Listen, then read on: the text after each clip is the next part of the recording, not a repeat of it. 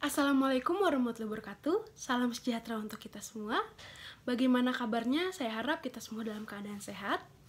Baik, pertama-tama saya ucapkan terima kasih kepada Tuhan Yang Maha Esa karena berkat rahmat dan hidayahnya saya masih bisa membuka acara presentasi kali ini. Selanjutnya saya ucapkan terima kasih kepada dosen pengampu mata kuliah psikologi pendidikan, yaitu Ibu Nastiti Novitasari, MPD, selaku dosen mata kuliah kali ini. Selanjutnya saya ucapkan terima kasih kepada teman-teman semua yang akan menyaksikan video kali ini. Saya harap video kali ini dapat menambah wawasan kita semua. Baik, kelompok kami yaitu kelompok 5 yang berjudulkan Corak dan Ragam Belajar Masyarakat. Kelompok kami beranggotakan yang pertama ada Raina Putri Koronika, selanjutnya ada Silva Fauzia, selanjutnya ada Gita Aulia, selanjutnya ada Zamzam Holvinur, ada Septiani Putri dan Luciana Dewi, dan Egy Rizky Putri Rosidin, selanjutnya ada Muhammad Gerat, Raidan, dan selanjutnya yang terakhir Salma Fauzia. Saya harap video kali ini akan menambah wawasan kita semua, dan untuk lebih membersihkan waktu, saya persilahkan kepada Raina untuk memaparkan materi pertama. Kepada Raina, saya persilahkan. Baik, terima kasih kepada moderator. Di sini kelompok saya memiliki beberapa pembahasan. Yang pertama ada ragam belajar. Ragam belajar itu yang pertama ada ragam abstrak, ragam sosial, ragam pemecahan masalah, ragam rasional, ragam keterampilan, ragam kebiasaan, ragam apresiasi, dan ragam pengetahuan.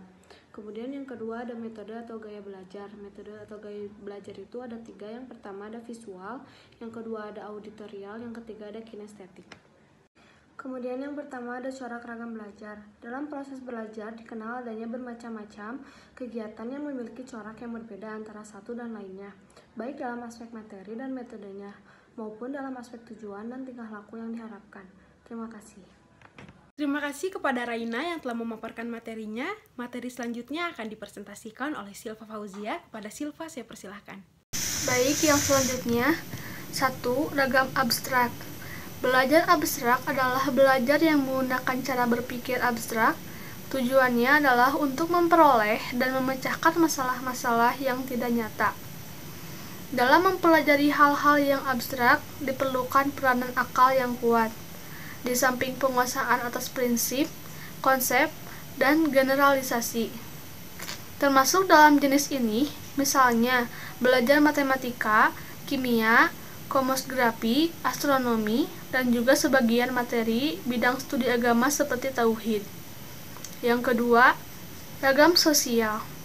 Belajar sosial pada umumnya adalah belajar memahami masalah-masalah dan teknik-teknik yang memecahkan masalah tersebut.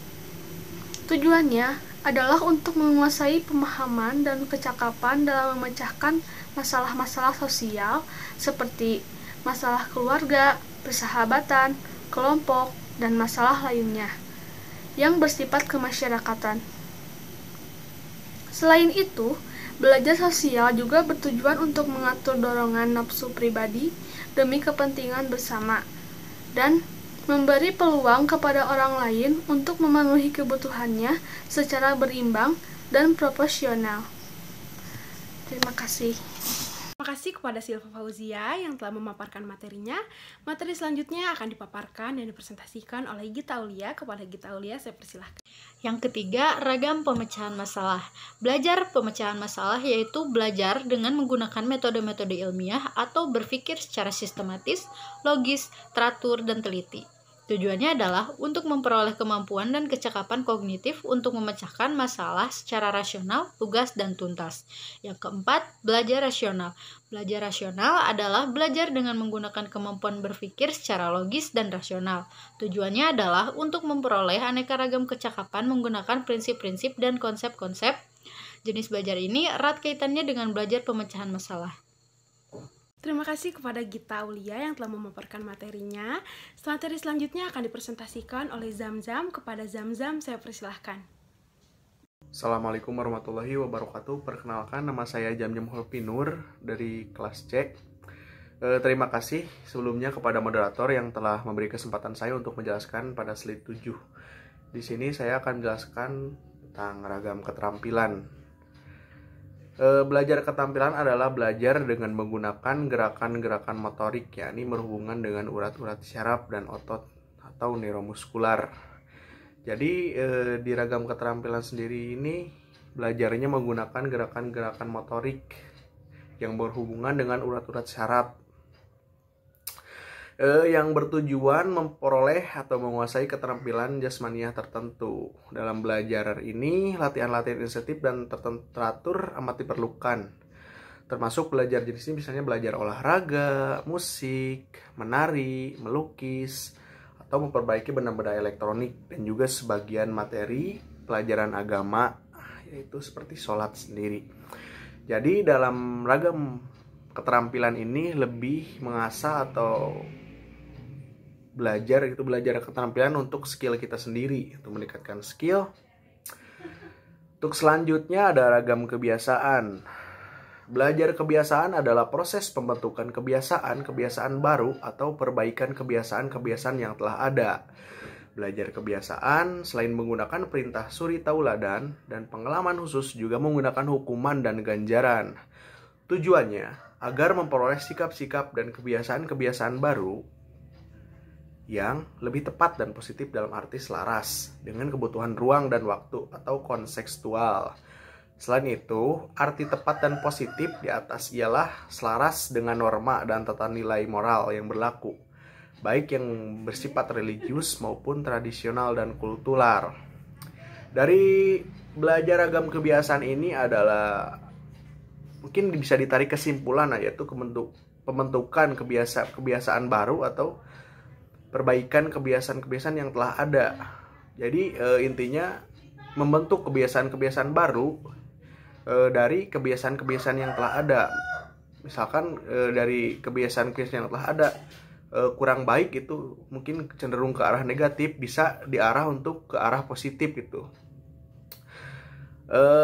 Dalam ragam kebiasaan ini sangat erat kaitannya dengan norma-norma itu, norma yang berlaku, baik yang bersifat religius maupun norma-norma di masyarakat sendiri ya, untuk ragam kebiasaan. Mungkin itu saja. Terima kasih kepada Zamzam yang telah memaparkan materi presentasinya. Materi selanjutnya akan dijelaskan dan dipaparkan oleh Salmatul. Kepada Salmatul saya persilahkan. Selanjutnya 7. Ragam apresiasi. Ragam belajar apresiasi merupakan belajar mempertimbangkan atau judgment, arti penting atau nilai suatu objek. Selanjutnya 8. Ragam pengetahuan. Ragam belajar pengetahuan ialah belajar dengan cara melakukan penyelidikan mendalam terhadap objek pengetahuan tertentu. Studi ini juga dapat diartikan sebagai sebuah program belajar terencana untuk menguasai materi pelajaran dengan melibatkan kegiatan investigasi dan eksperimen. Terima kasih kepada Salmatul yang telah memaparkan materinya. Materi selanjutnya akan dipresentasikan oleh Luciana Dewi. Kepada Luciana Dewi saya persilahkan. Bismillahirrahmanirrahim. Sebelumnya terima kasih kepada moderator yang telah meluangkan waktunya. Di sini saya akan menjelaskan sedikit tentang metode atau gaya belajar. Ragam belajar merupakan keragaman dari metode cara seorang belajar, biar disebut gaya belajar. Setiap orang memiliki metode belajar yang berbeda. Metode atau gaya belajar. 1. Visual. Seseorang dengan gaya belajar visual cenderung memahami sesuatu seperti pelajaran dengan melihatnya secara langsung. Gaya belajar tipe visual adalah gaya belajar yang dominan dengan visual. Terima kasih kepada Luciana Dewi yang telah memaparkan materinya. Materi selanjutnya akan dipaparkan dan dijelaskan oleh Egi. Kepada Egi saya persilahkan.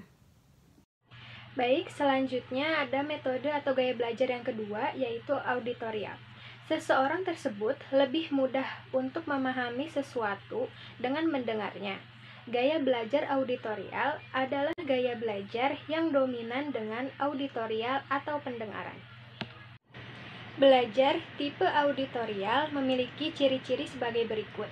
Yang pertama, berbicara dengan diri sendiri saat bekerja atau belajar. Yang kedua, lebih senang musik daripada seni yang melibatkan visual. Yang ketiga, senang berdiskusi. Yang keempat, berbicara dan menjelaskan sesuatu dengan panjang lebar. Terima kasih kepada Egi yang telah memaparkan materinya. Materi selanjutnya akan dipresentasikan oleh Muhammad Gerat. Kepada Muhammad Gerat saya persilahkan untuk mempresentasikan materinya. Terima kasih kepada moderator yang telah mengizinkan saya untuk memaparkan materi berikutnya. Materi berikutnya masih dengan metode atau gaya belajar. 3. Kinestetik. Seseorang tersebut lebih mudah memahami sesuatu dengan bergerak. Gaya belajar tipe kinestetik adalah gaya belajar yang dominan dengan praktek, eksperimen, atau yang dapat diuji coba sendiri. Sekian dari saya kembalikan ke moderator. Terima kasih. Terima kasih kepada Gerat yang telah memaparkan materinya. Baik, saya Septiani Putri selaku moderator akan mempresentasikan kesimpulan dari kelompok 5 serta akan menutup presentasi kali ini. Baik, di sini terdapat kesimpulan yaitu ragam keterampilan belajar. Keterampilan adalah belajar dengan menggunakan gerakan-gerakan motorik, yakni yang berhubungan dengan urat-urat syaraf dan otot atau neuromuskular. Tujuannya adalah untuk memperoleh dan menguasai keterampilan jasmani tertentu. Dalam belajar jenis ini, latihan secara insentif dan teratur amat diperlukan. Termaksud dalam belajar ini, misalnya belajar olahraga, musik, menari, melukis, memperbaiki benda-benda elektronik, dan juga sebagian bidang agama seperti ibadah, sholat, dan mengaji.